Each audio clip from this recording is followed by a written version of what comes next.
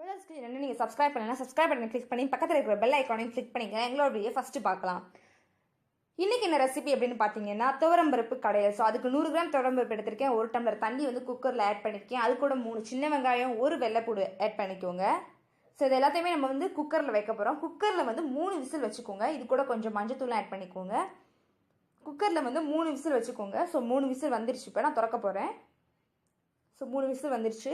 3 whistle வந்த பிறகு நம்ம பருப்பையும் தண்ணியும் தனித்தனியாக எடுக்க போகிறோம். ஸோ பருப்பை தனியாக எடுத்து வச்சுக்கோங்க, தண்ணியும் தனியாக எடுத்து வச்சுக்கோங்க.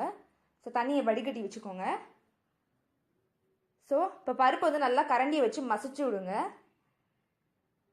ஸோ கரண்டியை வச்சு நல்லா மசிச்சு விடுங்க.